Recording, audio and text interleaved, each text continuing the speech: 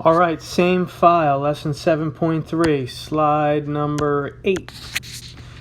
There is a term in algebra called zeros. The zeros of a function are the solutions. Okay? The zeros are, another word for the zeros are the solutions. What the solutions are is the values, the x values, I should say, that make the function equal 0. Hence the name zeros. They're called zeros because they are the x values that make the equation equal to 0. So, look at this one. So we had this expression, right? And we factored it. And it became this thing right here. Y plus 5, parentheses, y minus 3, parentheses. Now you see this equals 0 over here? So we want to figure out the y values that if we plugged into these two parentheses, it would equal 0. So this parenthesis right here, what number for y would you plug in right there to make that parenthesis equal 0? Well, we could, if you can't figure it out, you could just do it over here on the side. Y plus 5, you want it to equal 0, so we would subtract 5 on both sides. The number negative 5 would make that parenthesis equal 0. That is one of the solutions of the equation, aka one of the zeros, negative 5.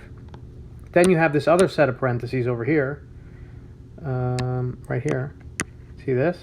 What number for y would you plug in there to make that equal 0? Well, the number 3. That's easy, right? Because 3 minus 3 equals 0. And those are the two answers to your equation, aka the two solutions, aka the two zeros.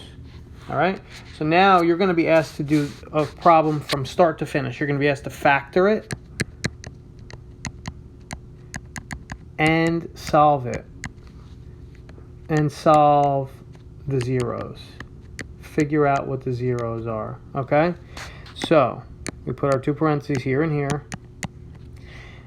We want to know what two numbers add up to positive 3 and multiply to negative 18.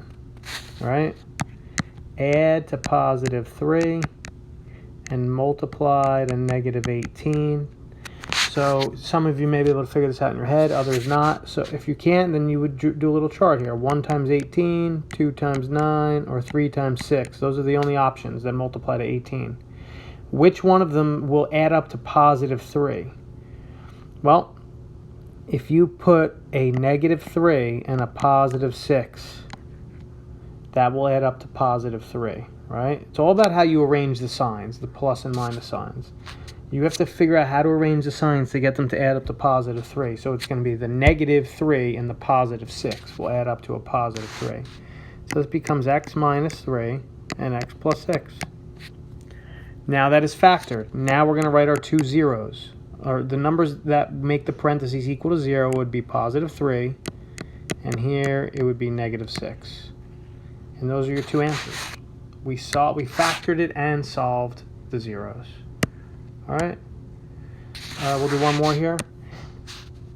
Quick note, you always have to get everything in standard form first. This has to equal 0 over here before you could even attempt to solve this. You have to get it as a trinomial all on one side first. So we want to know what two numbers add up to 10 and multiply to negative 39. Right? We're always adding up to the middle and multiplying to the end number.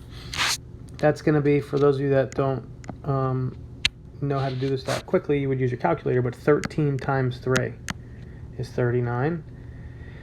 And then 13 plus negative 3 would be positive 10. So it's 13 times negative 3 and 13 plus negative 3. So it's x plus 13, x minus 3. So 13 and negative 3 are your two key numbers. And then you would solve it. You would write the two numbers that make these things equal to 0, these parentheses, and that would be negative 13 and positive 3. So that's how you finish off the file. So your homework is right here. 2 to 14 all, 15 to 31 odds. This slide right here. Good luck.